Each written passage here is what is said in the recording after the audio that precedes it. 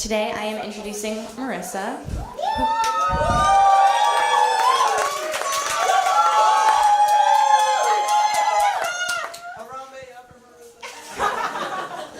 who is from, in my opinion, the best state, New Hampshire. All two of us. She is from Henniker, New Hampshire, which is kind of near me. And she loves New Hampshire because it's kind of the best of everything. We have a little bit of coastline, so we have the ocean, lots of lakes, lots of mountains, but it's really easy to get into the city, to get to Boston. It's very naturey as well. It's a beautiful state, and I think it's the best, and so does she. She is going to attend Boston University, as you can see, and she's going to be studying health science.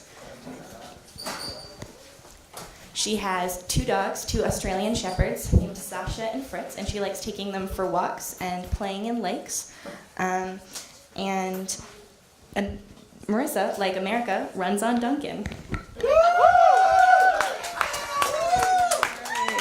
Good morning, everyone. Good morning, Marissa. I love you too, Aisha.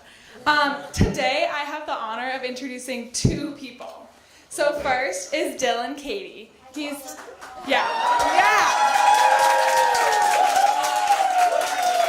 He is 10 years old. He does taekwondo, plays basketball, and recently he got 5th place in his chess tournament, so he could probably beat a lot of people here, including me.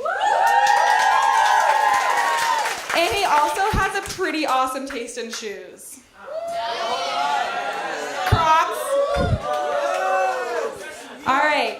And so his father, Nate Cady, he is a professor at SUNY Polytechnic Institute, and he teaches nanobioscience. He was a Vermont delegate in 95, and he was a staff member in 96, 97, and 98. Besides Dylan, he has a daughter, Ella, who is 6 years old, and Dylan, obviously, who's 10. He currently lives in Albany, New York. He went to Cornell for his undergraduate in biology. Any Cornell people? And he also got his graduate there in microbiology. He really likes to be outdoors. He likes to hike, fish, and camp. And a pretty fun fact is his first year on staff, he attempted to light a fire with a flaming arrow, but unfortunately the director was not as cool as Andy and didn't let him do it.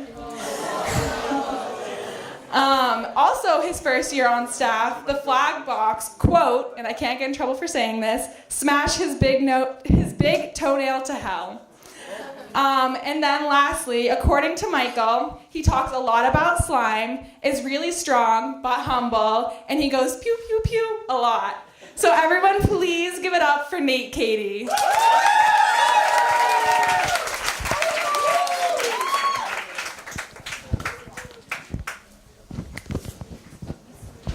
Morning, guys. All right. So I had to put an exponent in the title just because you guys are science campers. So, all right. So this is me back in '95.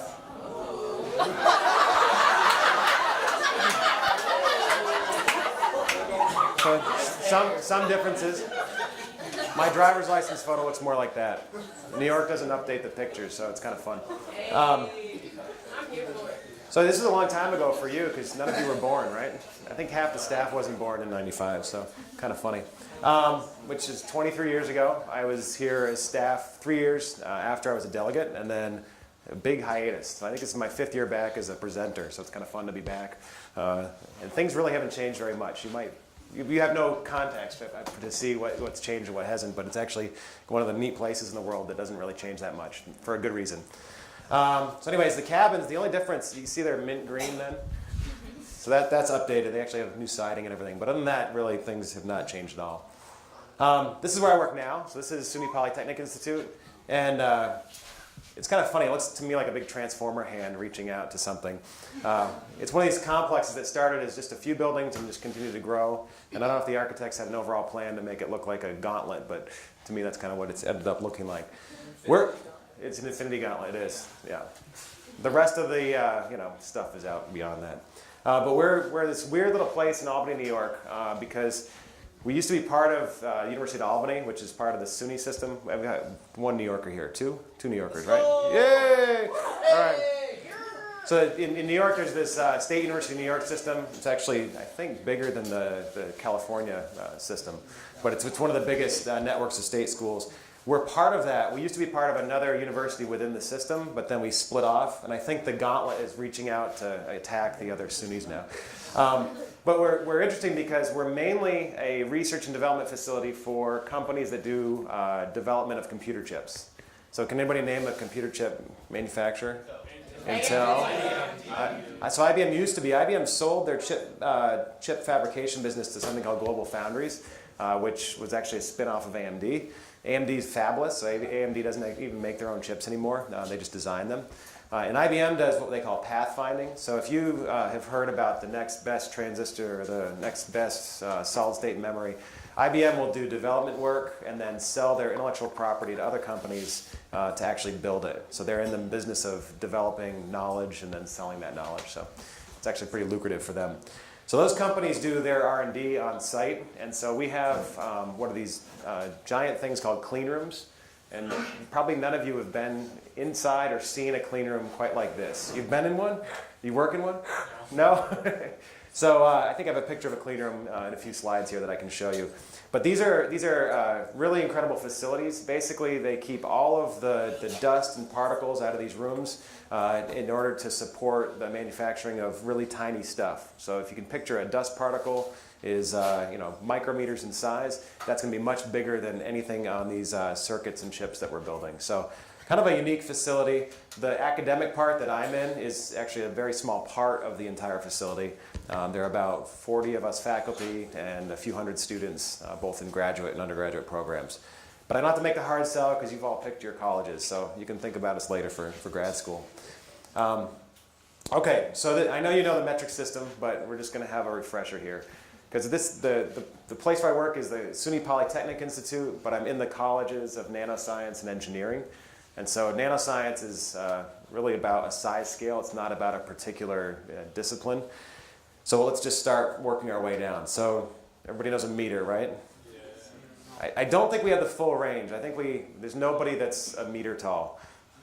Dylan is even taller than a meter. I think we have some plus 2 meter people though. Gavin's got to be, right? He's 2 point something. We have a lot of people my height. It's like 1.8. Right? We got a lot of people in the middle, but I think everybody's clear on this size scale, right? All right, red blood cells. All right, we're getting down in the micrometer size scale. So, what's the exponent for micrometer? Anybody know? -6, right? So 10 to the -6. So, and if we do the math further, right, it's about 10,000 nanometers. It would be the diameter of a red blood cell. And actually, most cells in your body are kind of that order of magnitude, right? Tens of microns. This is a bacteria. Anybody know what bacteria that is? E. coli. Could be E. coli, could be Salmonella. They're both very similar looking. So it's actually, I don't go into this in my lecture very much, but it's really hard to tell a bacteria just by what it looks like. You might get a general class of what it might be, but you really can't tell until you get after the molecular biology. So bacteria are typically in the 1,000 nanometer or 1 micrometer size scale. If we go down further, anybody know what this guy is? Ebola. See, there was this hiatus, right? So back in the, late 80s, early 90s, there were some Ebola outbreaks, and there were these books, The Hot Zone came out, and people all knew about Ebola. And then it went away. Nobody really heard about Ebola for a while. And then it came back. So you guys were around when it came back a few years ago. And I think this year there actually was a few, not outbreaks, but there were a few little resurgences of Ebola. But Ebola is a virus. Viruses are typically in the tens to hundreds of nanometers in size. Why are they so small? Anybody know? They're sneaky, yeah, small and sneaky. Do they have to carry out any of their own functions? No, right? They're just a carrier for some nucleic acid. So they have to inject or actually be engulfed by a cell, depends on the virus. And then they let the nucleic acids do the work using the cell's machinery, right? So we have viruses that infect animal cells. We have viruses that infect plant cells. Anybody know what they call viruses that infect bacterial cells? Bacteriophage. You guys can just do my lecture. We're good. Okay. So we go down into the tens to hundreds of nanometers. Now DNA is what I would call a really high aspect ratio molecule. And if I say that, does anybody have any clue what I mean? So Gavin is very high aspect ratio. I'm not as high aspect ratio. We won't call anybody out who's even less aspect ratio, right? So high aspect ratio is like a length to width ratio, okay? So high aspect ratio would be something that's really tall and skinny, or really long and narrow, okay? DNA, you guys learned how many bases are in the human genome last night? 3 billion, okay? And if you stretch out all the DNA for those 3 billion bases, anybody know how long that gets to be? Very, very long. I think all the DNA, there's like a couple of facts, and somebody told me the one the other day about if you took all the DNA in a cell or number of cells, which is, you can then stretch it some ridiculous length. It's in the meters, though, if you stretch out the DNA in a single genome. So then, if the width of the DNA is about 2 nanometers, that's wicked high aspect ratio, to use a New England term, right? So a few nanometers by meters in length is crazy. And with atoms, and this is a unit of measure. We're using nanometers still, so 0.1 nanometers is kind of your average atomic diameter, depends on the atom. Anybody know what unit of measure is 1 atom width? Or angstrom, you guys are good. So angstrom would be this unit of measure we might use for individual atoms. Okay, everybody good with this size progression? All right, so where I work in this College of Nanoscience and Engineering is kind of from DNA to virus range. We do some bacterial work, which is more of just the straight biology. But as far as making and manipulating stuff at a really small scale, we're working up to about the atomic range. So some people actually are able to push around atoms, and there's a famous picture of a scanning tunneling microscope that moves some atoms around to spell out IBM. That's not my particular work. We tend to do stuff more in the kind of tens of nanometer range. Okay, and then this is a canned slide I pulled from another presentation, but what are all of these things made out of? Carbon. And would you call them the same? No, heck no. They're very different, right? So this is all carbon. We're kind of in coal country here, right? I won't dive into that politics. But we've got coal that's carbon-based, right? There's some other junk in it too, but coal is very different than diamond, right? Basically on the lattice of how those carbon atoms are put together. And if we go down even smaller, so carbon nanotubes were all in vogue a few years ago. Anybody know what the really neat carbon stuff is now that people play with? Graphene, right? So these sheets. And now people have even said, well, graphene was going to be so cool because it's strong and it's highly conductive and we can build stuff out of it. And then they figured out it's a real pain in the neck to build with. So actually getting sheets of graphene to be in a certain location and to hook them up in a circuit is a real challenge. So now, I don't even have a slide for this, people are going to other 2D materials. So they use things like molybdenum diselenide, which is actually a material you can deposit as a vapor, and then it grows into a film. And you can much more controllably use this to make a large surface area material and then pattern that into cool stuff like circuits. The point being for this slide is we've got the same element, but it's making very different things. And so the whole point of nanotechnology is we've got the common ingredients that you would normally use to make something very different on a macro scale or in a micro scale. And when we put it together in a very small scale, like in a nanoscale, we can get completely different properties. And so another good example is stuff like platinum.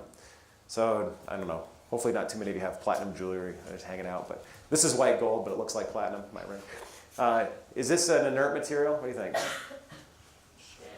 Sure, it seems inert, right? It's not rusting, it's not doing anything weird on my finger. Where is a lot of platinum in vehicles?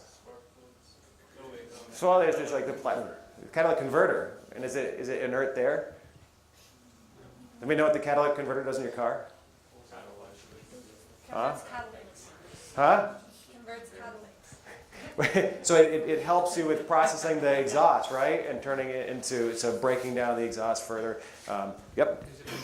It's a catalyst, right? Yeah, so it's a catalyst. So obviously, if it's a catalyst, it's not inert, right? It's actually able to enable chemical reactions. So that's, the platinum, though, in your catalytic converter is really high surface area, actually nanostructured on that surface. And so when we get down to that small size scale, we're actually able to do some interesting chemistry that you can't do, or it doesn't happen very well at a much larger size scale. Okay, we're good with that? Okay, So this is a big overview of stuff that we do in my research group, and I'll tell a story before I go into these slides. So when I got here, I had gotten into college, and I thought I wanted to be an engineer, but I was even confused before that. I thought I wanted to be an architect and maybe an engineer, and I liked science, so I really had no clue what I wanted to do. But I had decided I was going to start in a mechanical engineering program. And then I came to science camp, and then said, well, there's all this cool biology that you can do that's actually pretty neat. And so my first semester in college, I switched majors. I hadn't even started in engineering, and I switched over to biology. And the irony of that is that now, as a professor, my group does probably more engineering than we do actual biology. So keep changing your mind, it's fine. You can end up doing cool stuff.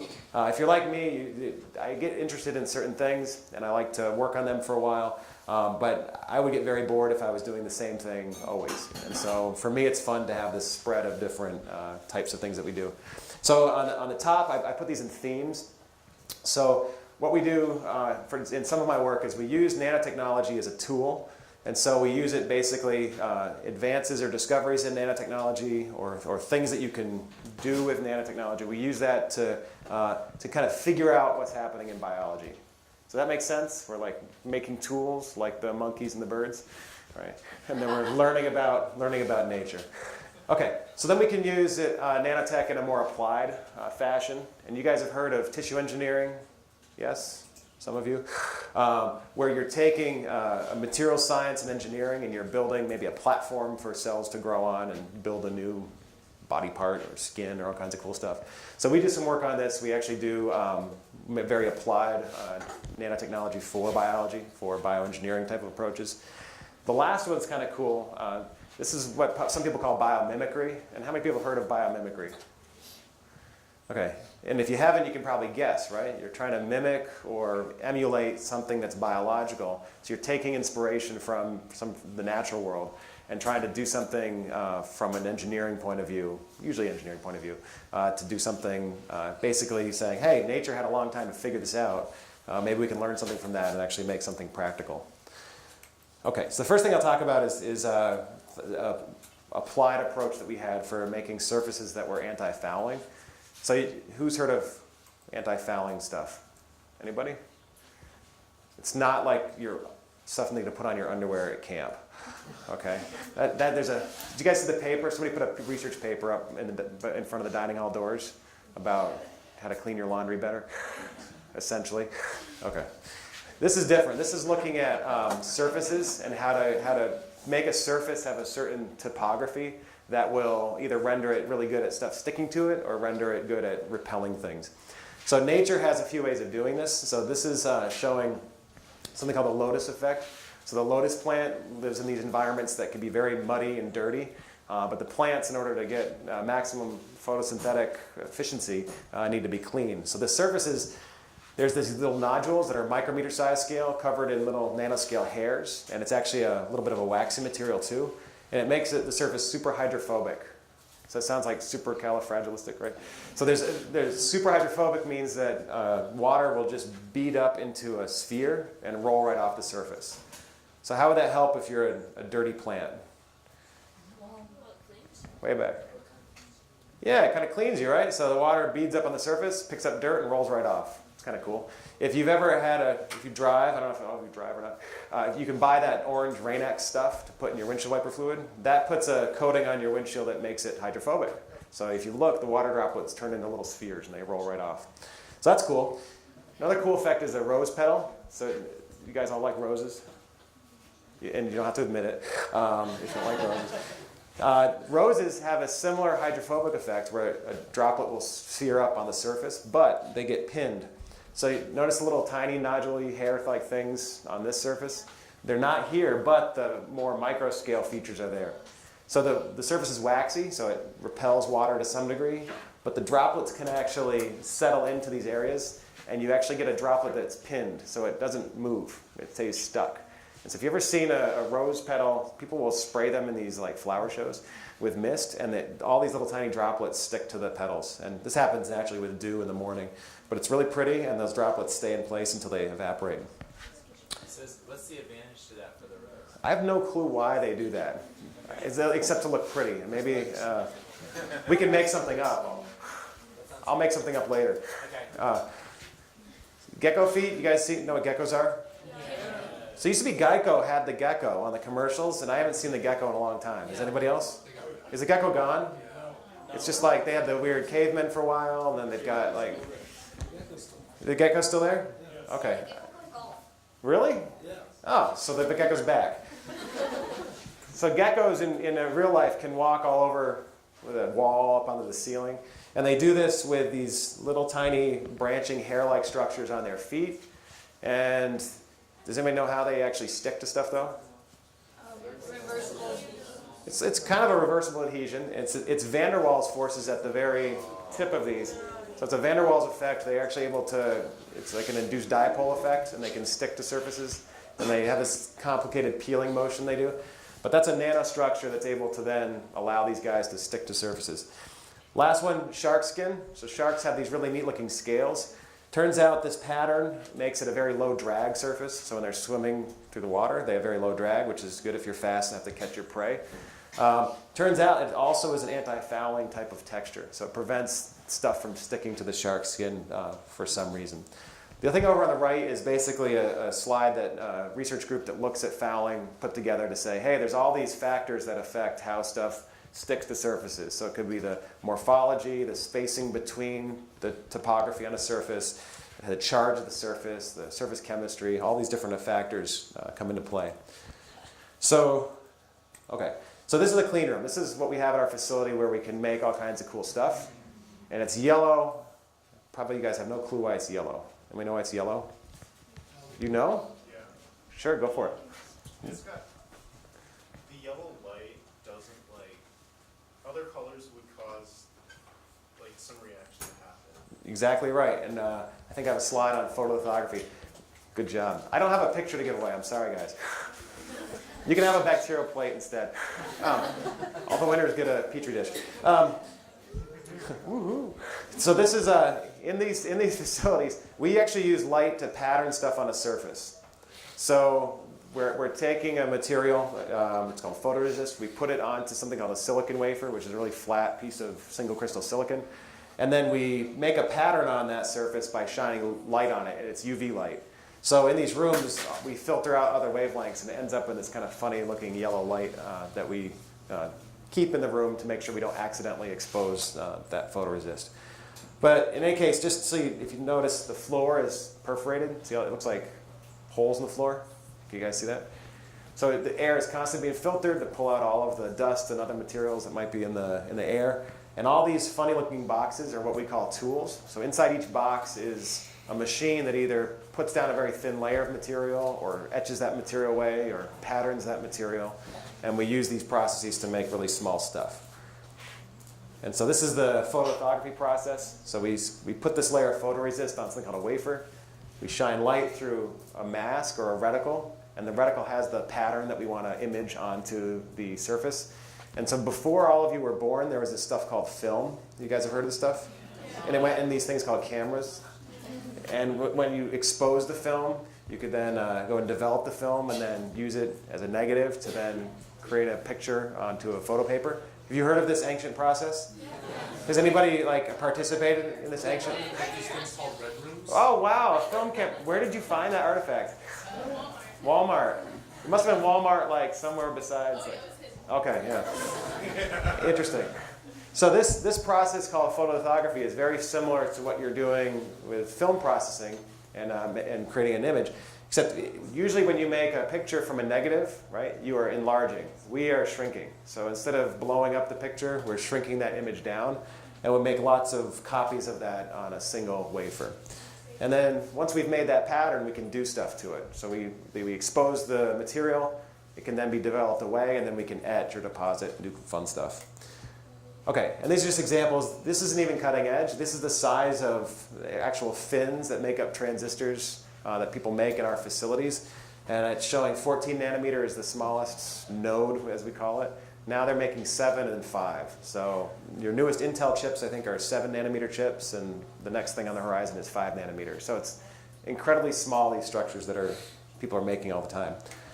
Okay, these structures that we used for looking at anti-fouling are not that small. So these are, up here, are micrometer size. So the scale bar here is 10 microns. Down here, the scale bar is still 10 microns, but the features are a little bit smaller.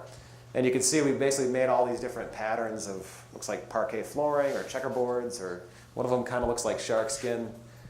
Let me see it here. Yeah, one of them's like the sharklet kind of over there.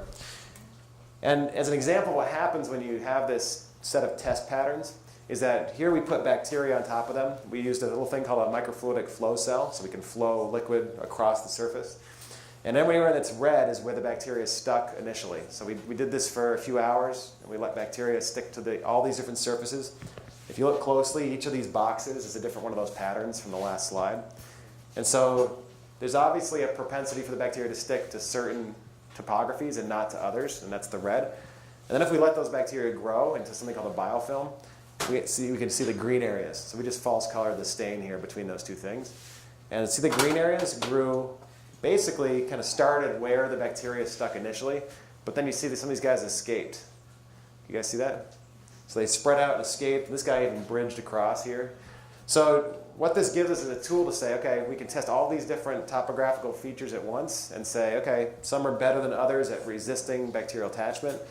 But at the end of the day, nature kind of does the weird things that we don't know how to predict. So it actually bridged across this area where the bacteria didn't stick to begin with. So anyway, example of using nanotechnology and their ability to pattern materials at really small scale to do some interesting biology, which is to figure out what kind of patterns are good at preventing cells from sticking to stuff. Any idea where this would be useful? Like your socks or your, no, go ahead. Mm-hmm. Yeah, and so, go ahead. Hospital, right? Surfaces in hospitals.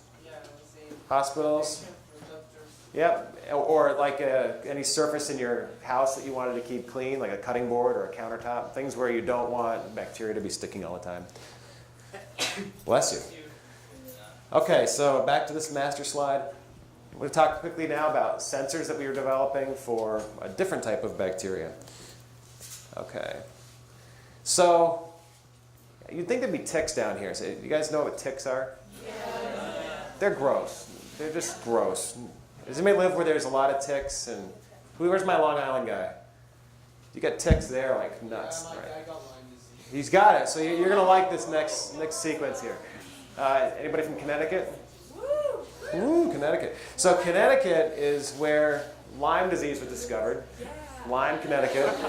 Great, isn't that awesome? You can write home about that. So ticks are these little insects, right? They grab onto you, they bite you, then they attach, and then they suck your blood for a while until they swell up and look really gross, and eventually fall off. A lot of ticks, though, can carry different pathogens, and one pathogen in particular is Borrelia burgdorferi, which is this spirochete bacteria. And you can see the bacteria look like little corkscrews.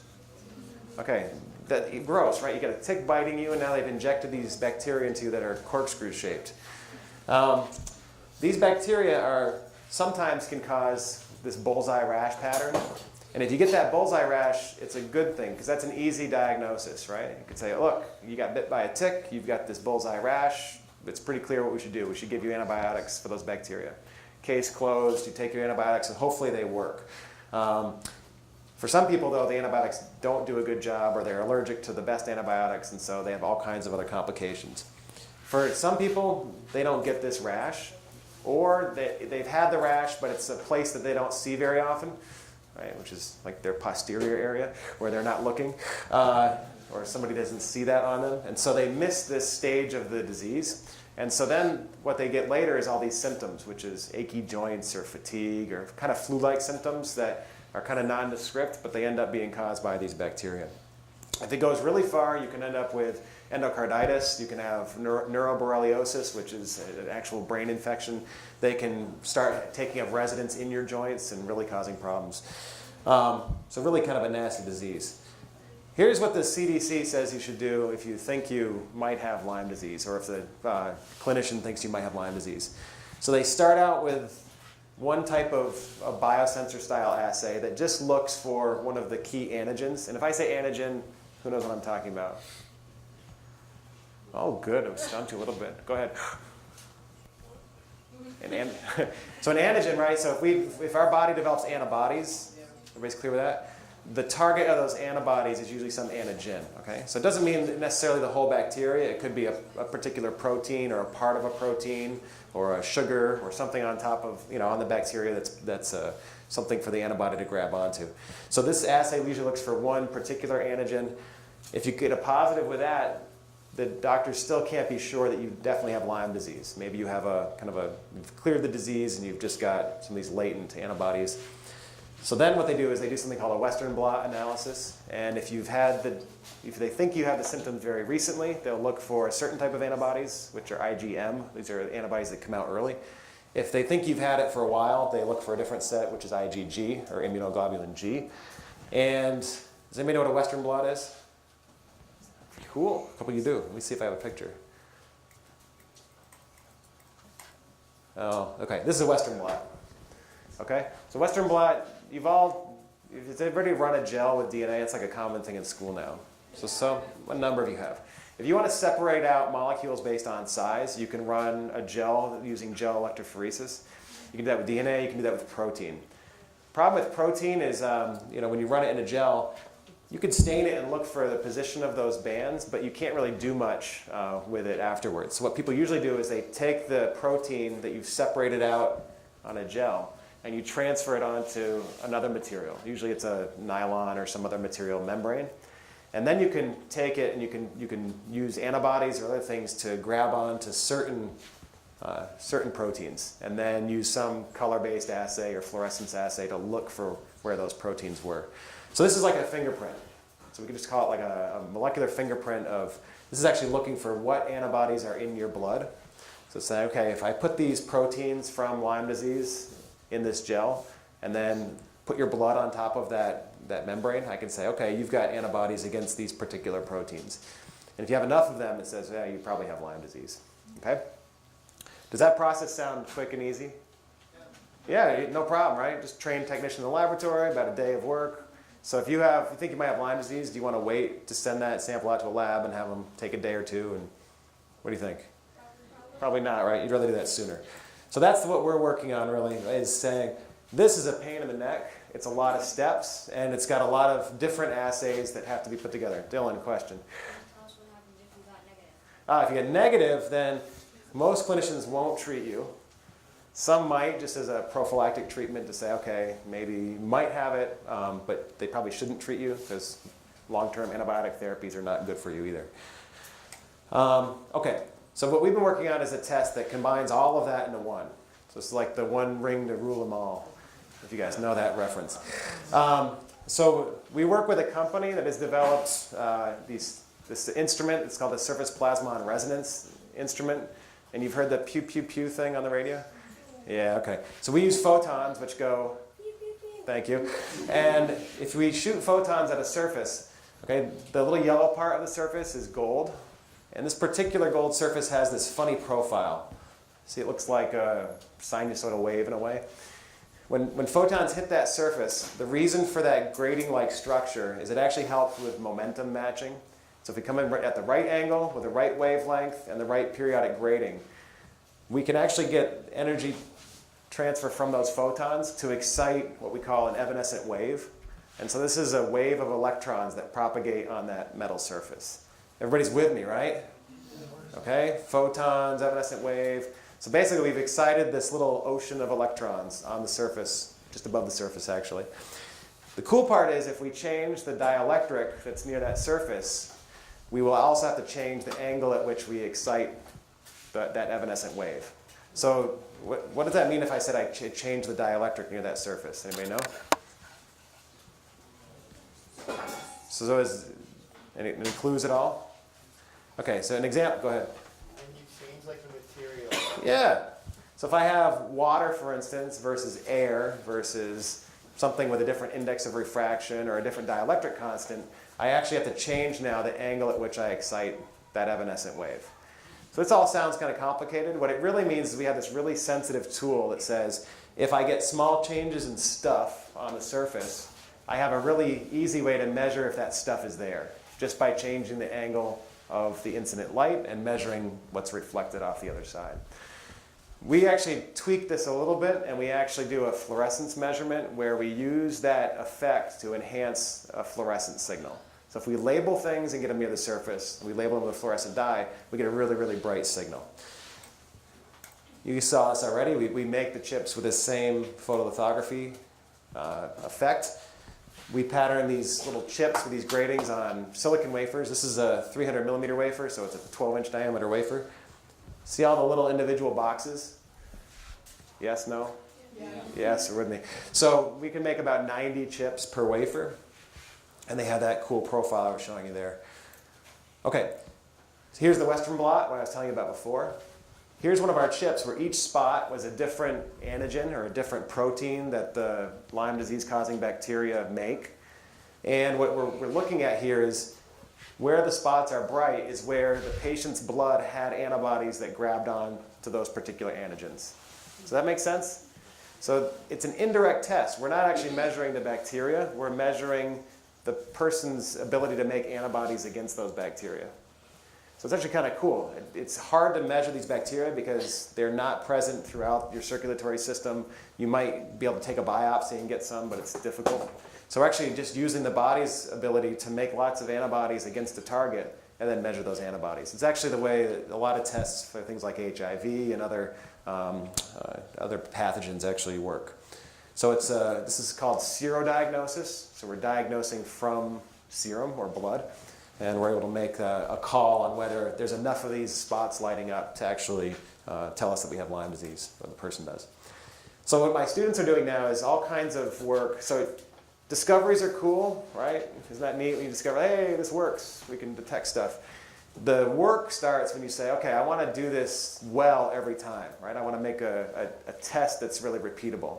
Because what would be a huge problem if you had a test for Lyme disease and you went in and it said that you didn't have the disease, but you really did?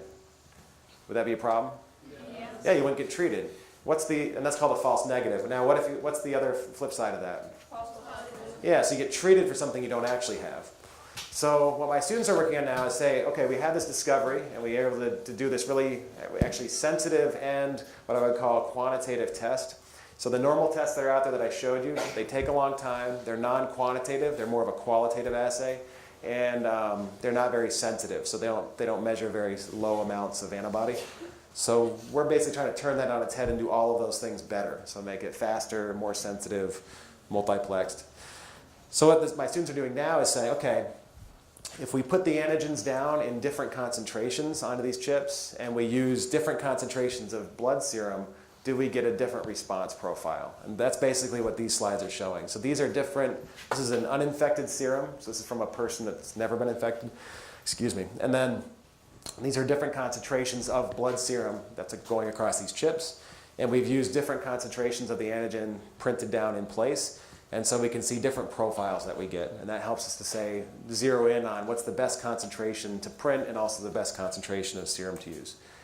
So that previous one was with just a few key proteins or antigens. This is with a full panel, looking at all these different antigens. And all the little asterisks, anybody know what those mean?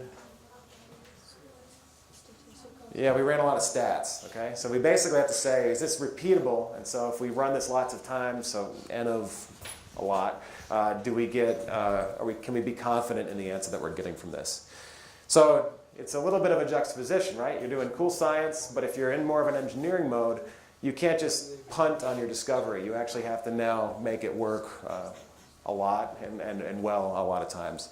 So our current place where we are with this is we're trying to get funded to push this farther and basically say, can we detect Lyme disease at very early stages? So soon after a tick bites you and you think you might have Lyme disease, can we actually make that diagnosis? So we're doing that with mice. So we actually have a tick infection model for mice. And so we're trying to be able to pull samples from early stage infection in mice. We also just got access to a whole bunch of blood samples from the CDC.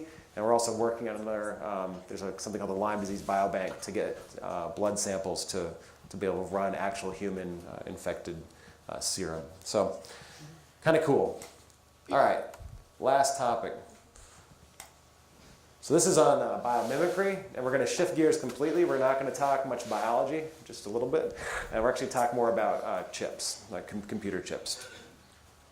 Everybody with me still? Yeah. No need to like stand up and do jumping jacks or something? I think you get hurt. It's too close. Okay. So this is what? Anybody know? It's a neuron, right? So we went from bird brains to human brains to now just a few neurons. All right. So I think we're going retrograde now. You guys remember a lecture 2 nights ago? Yeah. Okay. Yeah, I never know how long the memory is at camp. Okay. So this is a neuron. So here's the cell body, or the soma. Here are dendrites, which are kind of the receivers. All right. So think of these like little processes that are receiving information. And then there's an axon that's going to be able to send a signal out and then make connections to other neurons, so to other dendrites and other neurons. So this cell can receive signals from other neurons, right? Anybody know what these little junctions are called? Synapses, right? And is a synapse a good electrical connection? Does anybody know? It is? Really? There is discrepancy in the audience. Yeah, so good answer here. So basically, we can propagate an electrical signal. It's actually just a potential change, right? So we're switching. So you guys have seen an action potential, right? It's a depolarization event. We're actually using the cell membrane like a capacitor. So we have a charge differential across the membrane. We allow ions to flow, or you open an ion channel, series of ion channels, and you get a big influx of ions, and you get this potential shift, right? And that signal propagates down the axon of a cell. That's a good electrical propagation, right? Like a wire. When you hit these junctions, okay, called synapses, you actually are usually not very good at converting, moving the electrical signal across that gap. So instead, you do things like release a neurotransmitter, which is now a chemical messenger that then jumps across the other receiving cell and then causes a depolarization event there. Is that halfway familiar for people? Yeah. Okay. I don't know what they teach in AP Bio anymore, right? Sorry. So that's the biology version. People have modeled this, and this is not actually new. So people have been thinking about how the brain works for a long time and have been coming up with equivalent circuit models. So Huxley is one of the names of the scientists who did tons of work on mimicking what neurons do in a really complicated circuit model of what happens. You guys heard about that? You could take like a mechanical system and make a circuit model, or like a fluid system and make an electrical model. This is pretty common because sometimes either the equations are easier or the modeling is easier when you shift from like a mechanical or a fluid model into an electrical model. And you can think of it like a circuit type system. So people have done that for neurons. And here's one example of something called a perceptron. So what do you think a perceptron does? Perceives, right? So, isn't that deep? That's like a food for thought. Yes? I know it's a thought for food. So these little spikes are supposed to be action potentials coming from some distal neuron, right? So they're inputs into these little dendrites. At each dendritic connection, see those little circles with X's in them? We can assign something called a synaptic weight. Any idea what that might mean? Yeah, it's a multiplier. So it's a number we can change, and we can think of it like a multiplier. So think of a radio signal coming in, and we have a little amplifier that we can either like kind of tune out that signal or we can jack it up, right? So these are our little volume knobs for each of these signals coming in. And then basically what it's saying is, as the cell here that's listening to all these signals, we can tune it in better to certain signals and tune out other signals. Sound good? The neuron that's receiving that, see the math notation? So what's it doing? Summing and integrating, right? So basically it's saying, here's a bunch of signals coming in, and I'm going to process these signals, and based on the signal itself and the weight factor, right, eventually I can sum and then integrate and reach some threshold or not. Okay? So if I do this in windows of time, I might integrate over a certain amount of time and say, oh, in this amount of time, I've now exceeded my signal threshold, and that is going to inspire me to send my own signal out. Or if I am watching during that window of time and I don't get enough signal, I will not send a signal out. Does that make sense? So you're very perceptive if you got that. Yeah, lame joke. Okay, so this is the perceptron model. What my research group works on is says, okay, most of this stuff we could emulate in a normal circuit. So if we take a circuit with a bunch of transistors and capacitors and resistors, we can make something that does this.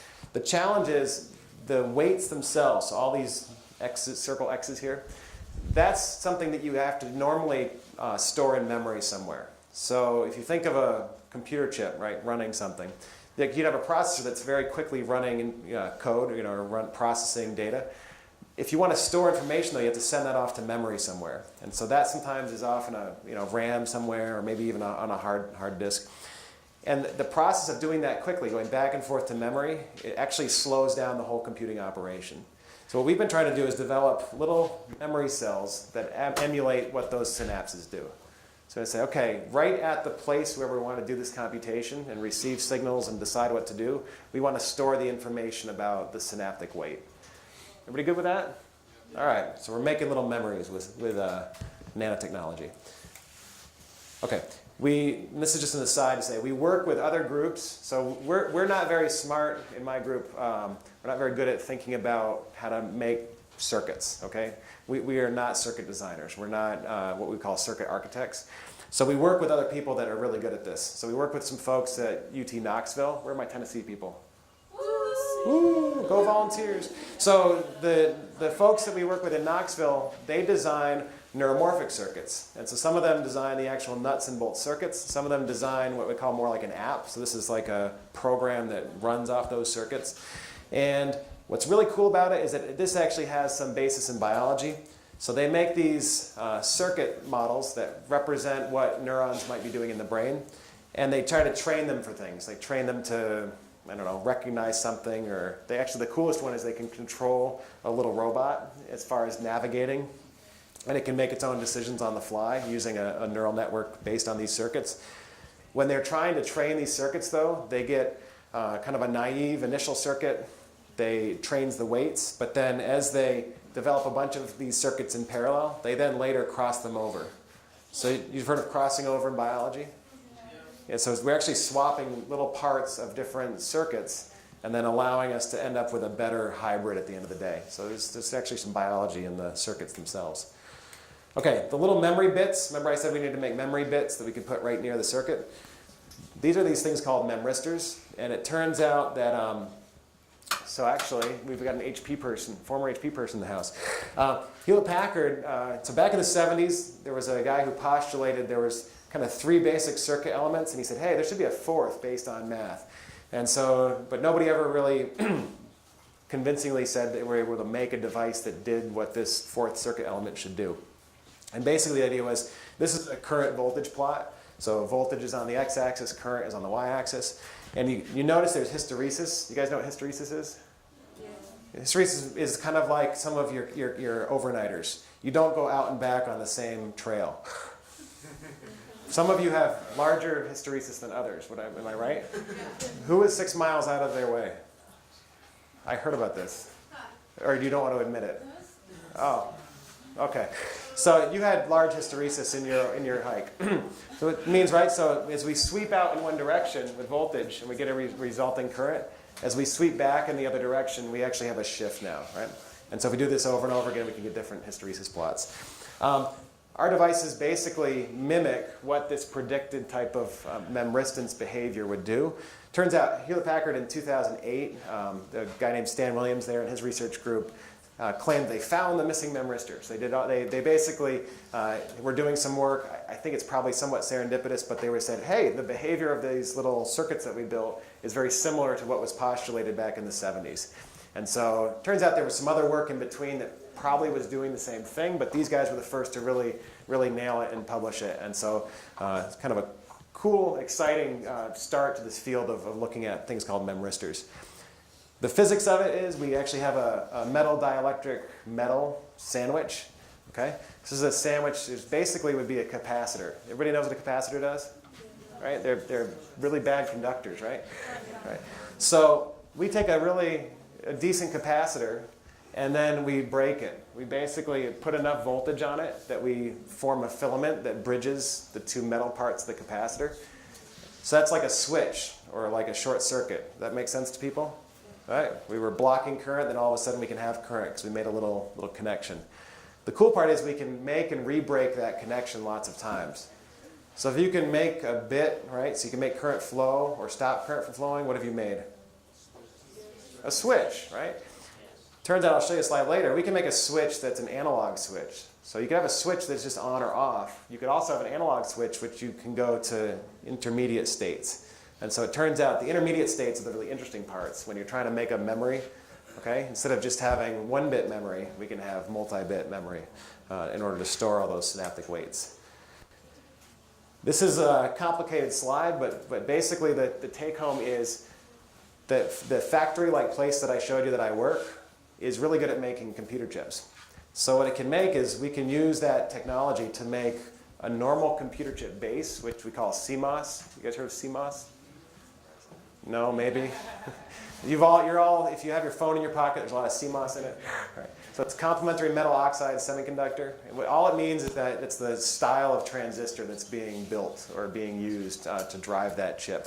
So we make CMOS-based transistor circuits, and then we connect them vertically. This is a little memristor node that we've built connected to the rest of the transistors. So it's an integrated circuit manufacturing approach to be able to build these little neurons I was telling you about. Here's the key thing, though. So does this data look like your normal engineering or physics data? You can say yes or no. Actually, there's no right answer to that. If you say no, why not?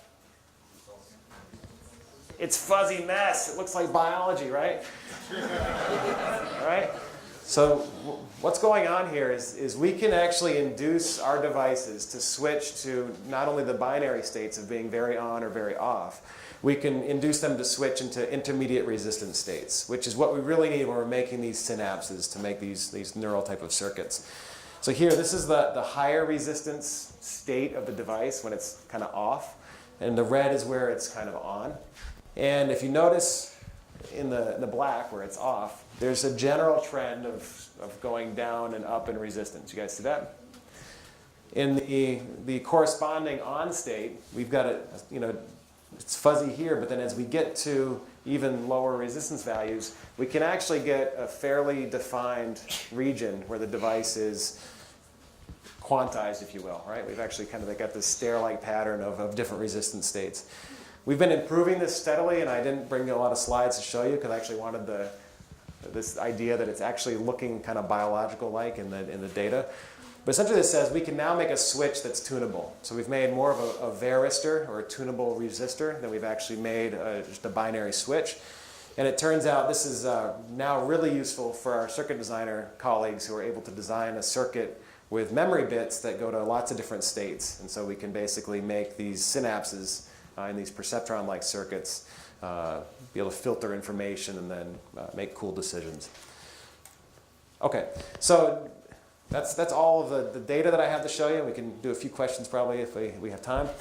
This is an older picture of my research group. It's actually much bigger over the summer. I have a whole bunch of interns that are all about your age. So they're people that are freshmen, sophomores in college who come in for the summer to do work. I have a bunch of grad students. I have a postdoc, not a dog. And the work that we do is funded mainly for all of the memristor stuff and the neuromorphic things that we do by the Air Force. So there's a few Air Force people in the house.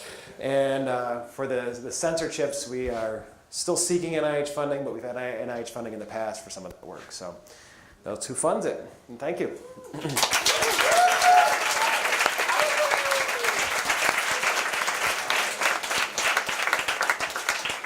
20 minutes.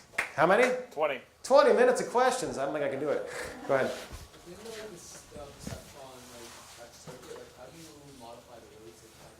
Yes, so if we go back, well, that's fine.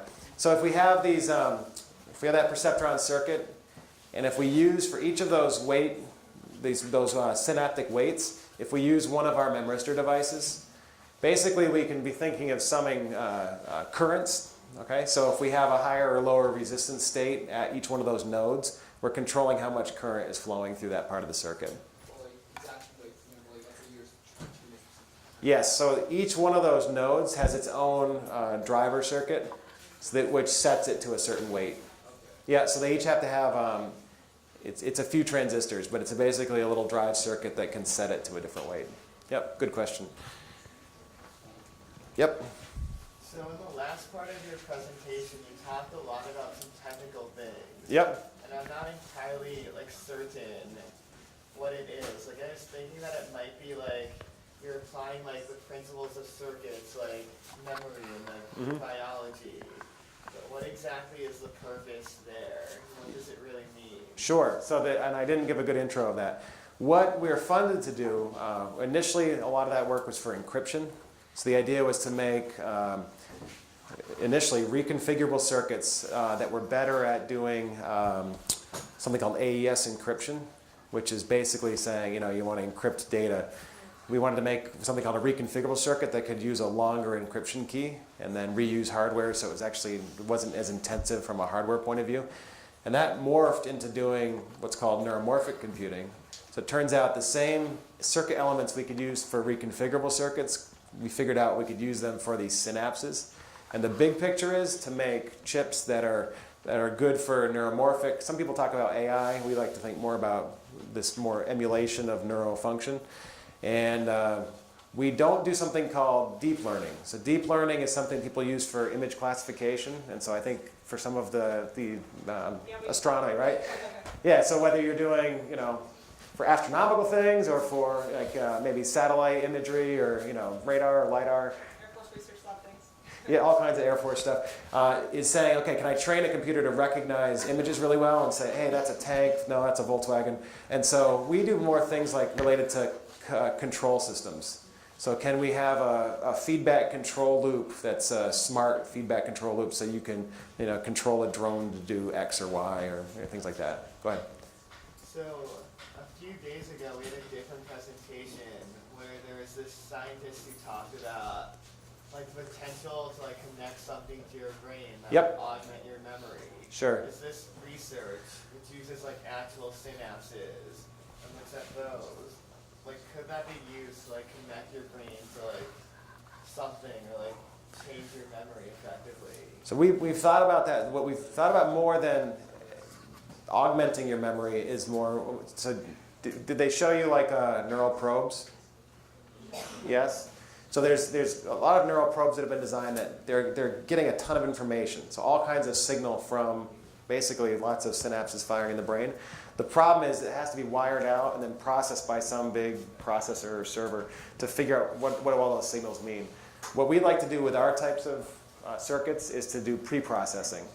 So can you filter signal information using a neuromorphic type of circuit in a very kind of lightweight, low power way, and then only take the important information and bring that out to do whatever you need to do for the memory application. So think of it more as a signal filtering type of approach. Go ahead. So you were talking about the Western blot patterns. Yep. And I was just wondering, could you actually use those patterns for other diseases, such as potentially predicting, similar to that, of predicting what diseases that you would actually get, and technology? Everybody hear that? Yeah. Okay, so the question was, I showed the Western blot patterns, and I think your question was about, could you use that for other types of diagnosis or even predicting what people might get for disease? Is that right? So Western blots are used, that approach of looking at antibody binding patterns to different targets is used for other diseases. So HIV is one where you use serology to look for the presence of antibodies, not the virus. And people use Western blots for a lot of other things. The predicting what you might get, if you shifted that to more of a DNA-based assay, where you might be looking for particular mutations or targets, that you potentially could do that. I think last night's talk was more on high-throughput sequencing methods to do that. And so it's more a question of, is it more efficient to do it with the chips like we have, or is it more efficient to use one of these kind of commercial sequencing technologies to look at a kind of a DNA profile? Did you follow up? So these chips, so the company we work with is very interested in that question. And so based on what we do for fabrication of the chips and then modifying with proteins, It's at the end of the day, when you scale it up, it's probably a few dollars per chip. So then you got to run the assay, but it's that's pretty cheap as far as I mean, the insurance company probably charge you about $500, but Question. The previous lecturer, Mom told us that there's new research trying to make Cady computers with proteins. Do you think that will work or not? Yeah, so there's a National Science Foundation and the Semiconductor Research Corporation just put out a big call for proposals in the last year to look at like kind of biological computing. And so the protein one I don't know. I know more work has been done on nucleic acids. So can you use like DNA base pairing kind of interactions to do either memory storage or computing? The other one is RNA. So you can actually have catalytic RNA. So RNA can fold into structures that have catalytic properties and make switches. And so that's another one that's really interesting. The protein one, it's possible too, but it's harder to synthetically make proteins than it is to, you can hugely scale up synthetic RNA or DNA. So the nucleic acid is just easier to synthesize. Question here? What is neuromorphic? Good question. So neuromorphic, there's these weird collection of terms. So you can have artificial intelligence, neuromorphic computing, cognitive computing, and machine learning. And to me, they're all a big Venn diagram of blah. Okay? And they all are, at the crux of it, machine learning is saying, can you train a machine to learn to either solve a problem or recognize something? And that's a very simplistic, it's not really autonomous. It's not really doing much besides, I recognize something happening and I do X. Neuromorphic and cognitive computing take it a little bit of a step further. It's not fully autonomous, but you've trained the system to be smarter than just responding to a simple cue or a recognition event. And so it's kind of just more of a complicated version of that. And then AI is, lots of people have different feelings or thoughts about AI, but AI is much more of the true autonomy. Like the system has some level of autonomy that does not need the operator. So we like to work more in the machine learning, cognitive computing, neuromorphic kind of space. It was here. So a few months back I read something about nanotechnology being used, they were doing some research to cure cancer with it. Yep. Do you know anything about that? And how long do you think it'll be before we get there? Sure. So I think the question was the statement was that you read some stuff about using nanotech to cure cancer. People started doing that by targeting either drugs or sometimes even particles to a tumor or to cancer cells, and then applying like microwave therapy or infrared light to heat up those areas and kill the cancer. That, I think there's still been some progress on that. There are other technologies which is more drug delivery based, where you're making, do you guys know what liposomes in my cells are? It's like a mini cell. There's much more work on that. I think there may actually be some, I don't know if they're fully FDA approved drugs out there, but there's some therapeutics which, it's a nanotechnology. It's making one of those liposomes or micelles with a targeting moiety and then also some cargo that's able to kill the target cells. And so that type of stuff is probably much closer. And it's all under the nanotech umbrella. But yeah, it's getting there. Here, sorry, try to get you guys on. Just go ahead. Okay, so you think we can use this technology of biosensors so we can put one inside our body and diagnose different diseases without having to take blood out of the body? So maybe. So the question was, can we make biosensors that are implanted and that are measuring all the time? I'll give you a kind of a paradigm for that. So I don't know if anybody here, does anybody here have to test blood glucose? Or you've seen people they're diabetic and have to test it? That used to be a finger prick assay. You prick your finger, you put it on a stick, you have a reader. Now there are systems that actually can read in somewhat real time, so it's actually a reader. People have been spending millions and millions of dollars to make a glucose sensor that is implantable and just reads out all the time, and it's still a challenge. And so there are huge hurdles still in making something that's truly implantable as a long-term sensor. We're much better at doing like an electrical measurement or something that isn't going to require some enzyme. And so a lot of these biosensors require some biology. And if it's not living, right, it's just a sensor that we've built that has some protein stuck to it, for instance. The lifetime is usually not long enough to be implanted. So I think yes someday, but it's still a huge challenge. And so the glucose sensor is a good model because it's been 20, 30 years of people developing these sensors, and still there's no truly implantable sensor out there. I'm going to have the middle here. What type of semiconductor did you use in your transistors? So we use, those transistors that I was showing, we use IBM's 65 nanometer process. We use mainly PMOS. We have some full CMOS, which is PMOS and NMOS, and they are a field effect transistor. So it's a FET-based device. That answer your question all right? Yeah, I've done research on Cool. Yeah, we use, that's mainly that 65 nanometer process is mostly a field effect transistor process. When you go to the other nodes that I showed, like 14 nanometer, that's FinFETs, so it's a 3D fin, that's the transistor body.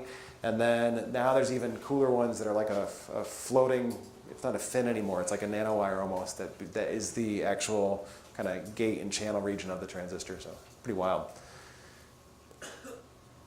These guys have had them up for a while, how about right here? Okay, so I'm not quite sure how the weights work.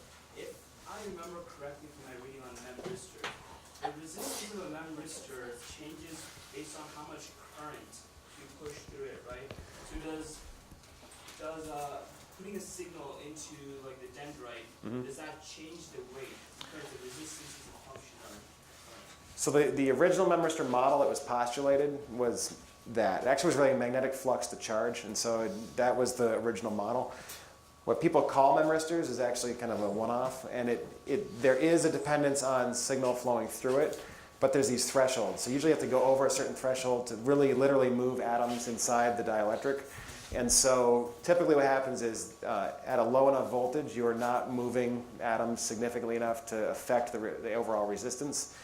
But if we just had this case with some people were using our chips and we're having issues with them, and we said, hey, you actually exceeded that threshold, and when you thought you were just probing the device to measure it, you were actually doing some chemistry, and so actually moving things around and then affecting the resistance. So it's a good question. And so how you read the device affects its properties. So way in the end. Have you been able to get the size of memristor down to like normal capacitor size? And then also, are they being used in computer architecture? So our chips, our memristors, just on this platform we're building on, are 100 nanometer by 100 nanometer cell size. There have been other groups that have gone down to like 5 or 10 nanometers for the size. So that's competitive with transistor-based memory. It's actually smaller than most transistor-based memory. Have they been integrated? Okay, so there are some companies that make memristors. Commercially, there isn't a lot out there, but there's some. And so Panasonic is one of the companies that makes commercial memristors. And you guys have heard of cross-point memory? And Intel has this. They have an embedded memory that's actually, it's a phase change memory. It's a kind of a form of memristor, and that's their. Crosspoint is another trade name for it, but that's a collaboration with a company called Micron that makes memory, and then Intel puts this embedded memory that's a phase change memory. One more.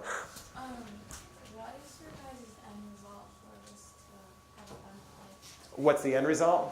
Yeah, so it could be in a lot of fields. We're funded by the Air Force for this, and so for the Air Force, they would like to use it in any kind of control system where they don't need a person to be monitoring a situation or controlling a flight plan, or anything that they can make a more autonomous type of vehicle.